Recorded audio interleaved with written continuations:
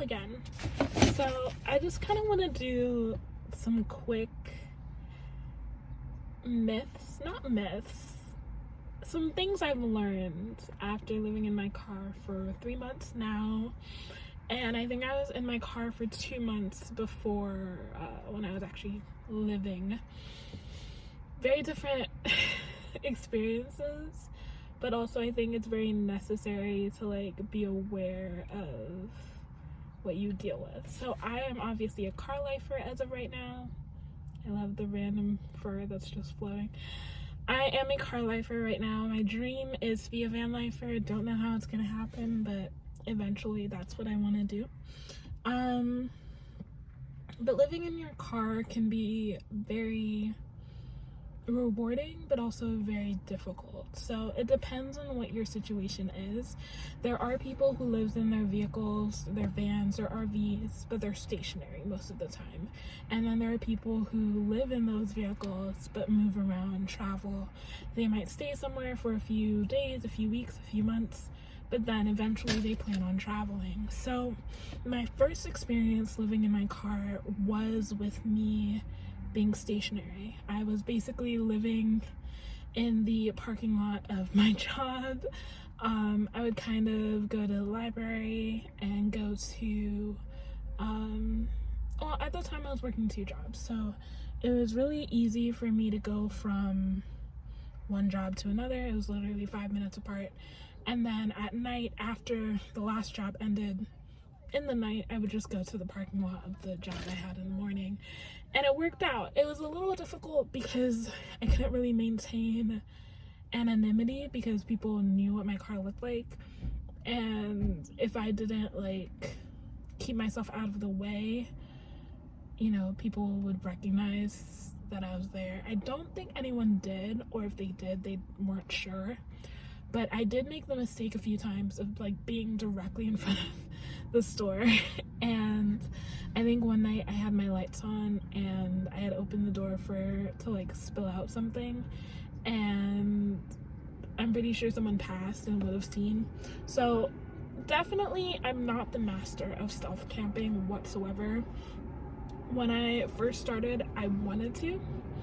I thought that I would be, but even now where I actually have all my stuff in my car, before I had stuff in like storage units, all the stuff, now everything's attached to or inside my car, and it's like much harder to be stealth. It's very easy to notice the people who are living in their cars because it's very clear, you know.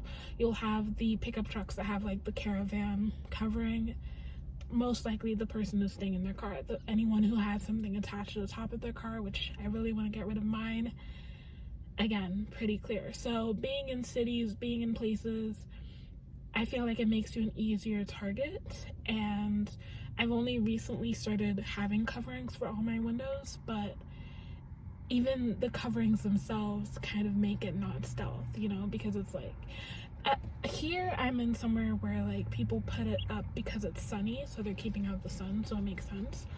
But I feel like if you were really trying to not have the cops be curious about what you're doing or who you are, or you know, you being in your car, you legit have to have very little in your car, or else have your windows super tinted, or else just have everything organized to the point that it's not obvious when you look in. And that kind of brings me to the second thing. It's not easy to keep my car clean. I literally have to clean up my car, and this is like a mild cleaning, not a deep cleaning, every night. For one, because I drive around a lot for Instacart, all my stuff kind of goes flying. I don't have a whole lot of space. I would think I have a lot of space, but with my passenger seat and the spaces behind my seats, I don't have a lot of space for all my stuff. Plus I have stuff in the overhead thing, and even that's like very inconspicuous. It's like, hey, I obviously either camp out of my car or do a lot of traveling. So it's very large. I have a lot of stuff up there. I do have to go in through everything, but I really would feel more comfortable being in a solitary space, which the area I'm in doesn't provide that. So cleaning your car or vehicle does happen pretty frequently. I think in like a house or room, it kind of like spreads out and it's a little less like likely to pile up. But in a smaller space, obviously, if it gets messy, it's messy like that and it builds up a lot. So kind of frustrating. The other thing is finding parking at night. Worst experience ever. Now, in the past 2 places that I've stayed, including this one, I've kind of found parking lots or places where it looks like a majority of people who are in their cars stay. Here it's a little more trippier. In California it's a little trickier because a lot of signs say no overnight parking. A lot of parking places are limited by time, and it's just no absolute guarantee you're not going to be bothered. When I was in Sedona, I said this in my Sedona video, but it was a little easier because there was like dispersed camping areas all around the area I was staying in. So even though it was out of the city and kind of frustrating to have to drive back and forth, at least you had that spot. And even if there are other van lifers and car lifers, there was this like kind of common understanding that, hey, we're all in our vehicles, and everyone kind of just minded their own business. If you were walking your dog or something, like, you still like maintain space, and there was just like a clear understanding, hey, we're all either living or camping out of our vehicles and respecting each other's space. In like a large city, which I would say this is kind of a city area, beachfront Spit City, it's like it's more likely that you're gonna see other van lifers and car lifers. But driving around the city, I see people parked in like residential areas. I see people parked in like different places where it's very tricky. Like, you can probably get a ticket if you're not careful. And seeing how much the police like patrols and stuff, there's no obvious like saying that I'm gonna be okay. Even though I've camped here 3 days, 4 days, 5 days out of the week, maybe 2 weeks, there's no saying that tomorrow's gonna be the same, you know? So that's kind of like the one bummer, which is why I personally, even though I love traveling, I don't like going from state to state or from one town to the next, because it's like you have to readjust all over again. You have to figure out very quickly what the rules are. I personally try to drive to new places in the morning. Here was the exception because it was like a one trip after the next kind of thing. But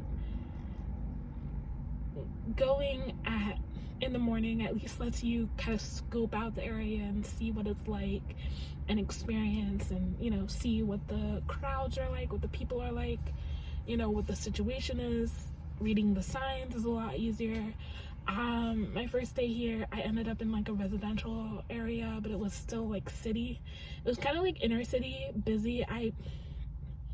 If you ask me, I could not tell you where the heck I was. It was at night. I was discombobulated. I was tired, and I just wanted somewhere to sleep. So I literally pulled off on like a downsloping street next to this house, and I moved out by like 4 a.m. But that was even more like terrifying because it was like I could get a ticket at any point. I could get pulled over, like not pulled over, but, you know, I could attract unwanted attention. Being here for like a few more days now, almost like 2 weeks, I'm aware that people do park like that, and it's not that weird of a thing, but it was like really uncomfortable for me to kind of be stuck in that situation where I'm by a house or an apartment or whatever. Also, the street was so busy all night, so it's harder to sleep.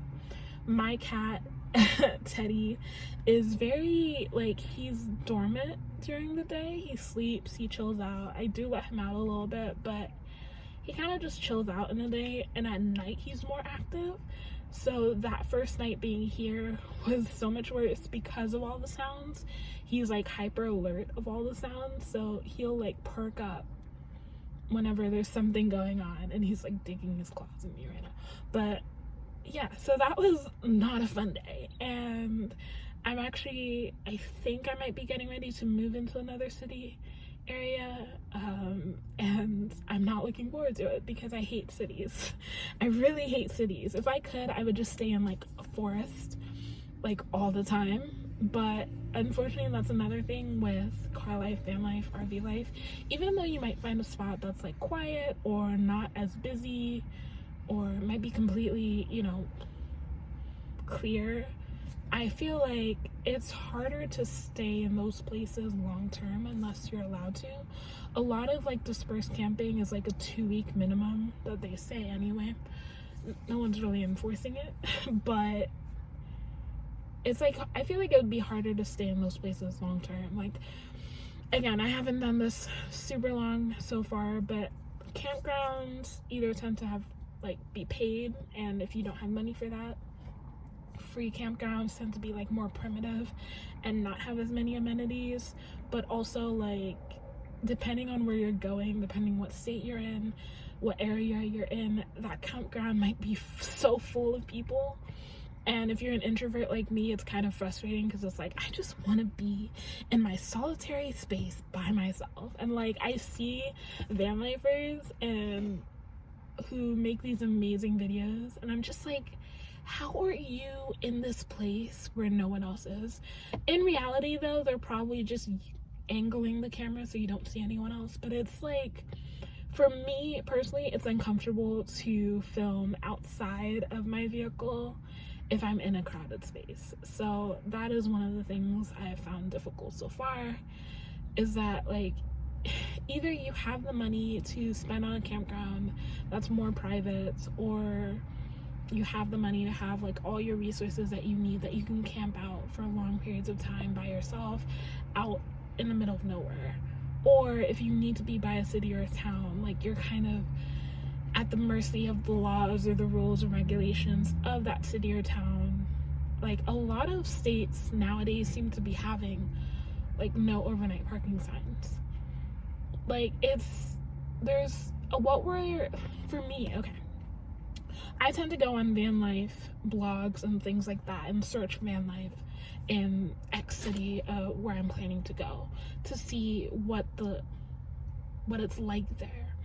But a lot of what I'm finding is that the blogs that are from like 2-3 years ago for these areas are no longer valid. And not saying that they're not valid. They have key information that's helpful, and some of the places are still accurate. But you'll find that like what one person might have experienced 3 years ago during the pandemic about a place being van life friendly is not at all what it is now. So definitely take it with a grain of salt before you go somewhere. Try to be a little more extensive, you know, iOverlander, van life vlogs, all these things, vlogs and blogs, because I go on YouTube and on blogs to actually find like information, you know. So you can do that, but just take it with a grain of salt, because things are bound to change, especially within the year or several months that something came up on. Gas prices changing has been annoying, going from East Coast to West Coast. It hasn't changed too dramatically. It's like about $1 difference median wise, but going from like 3 something in New Jersey to 5 something sometimes. Average is like $4.50, but like highest I've paid for gas was like $5.15 per gallon, and I'm just like, how? Why would that happen? So living in your vehicle definitely has less cost than living in like an apartment. It depends on all the things that you do and have and participate in, memberships, subscriptions. Like, if you have memberships for gyms, it really depends on what you're doing to either mitigate or add to your costs. Gas, though, is the one constant that you will always have to succumb to keep moving. So for me, I'm only paying for gas, and you know, again, highest has been like $5 a gallon. And I only just recently was able to get a full tank of gas. I was like living off a quarter of a tank for like 2 weeks.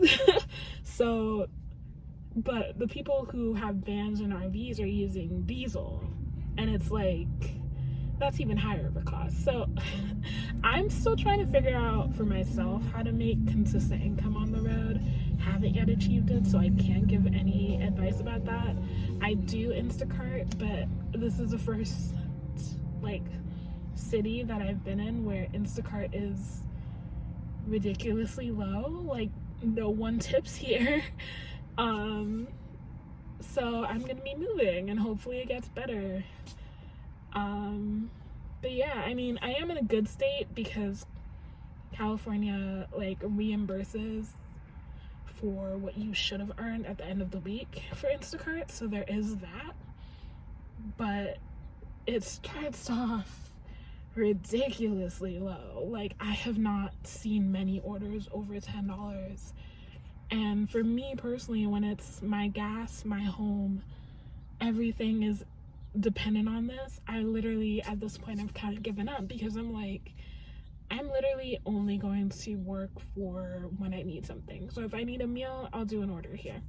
If I need some food for Teddy, I'll do an order. If I need litter, I'll do an order. Like, it's just such slim pickings that it's like, what's the point of me even doing this for long term? Because I'm just wasting my gas, essentially. And that's like one of the major things that sucks about using my vehicle for work.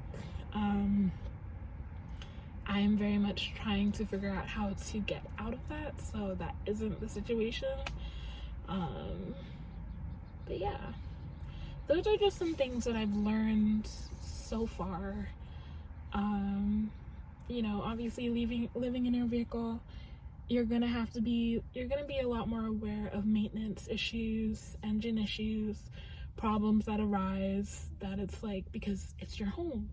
And I think the biggest struggle for me so far has been like being aware that, hey, this is my home, therefore if I do need to bring this into maintenance to get maintained, it needs to be done that day because I need to leave with my vehicle. Like, all my stuff is in here. For me also, because I'm in such a terrible financial situation, like literally I think I have 50 cents in my bank account right now.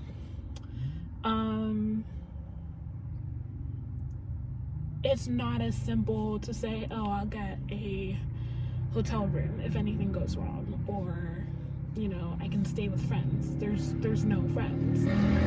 So that's something to be aware of as well. If you don't have anyone that you know around you, or you don't have anyone who can take you in the state that you're traveling to, then you're all by yourself, you know? So there's several fears that have come up over the past 3 months of me doing this, and definitely being stationary was a lot easier. Having a job to go to that I was just living in my car and then going, like, I was saving a lot of money. But now being in a space where I'm moving around for money, I'm traveling for money, I'm traveling between states, I'm moving consistently.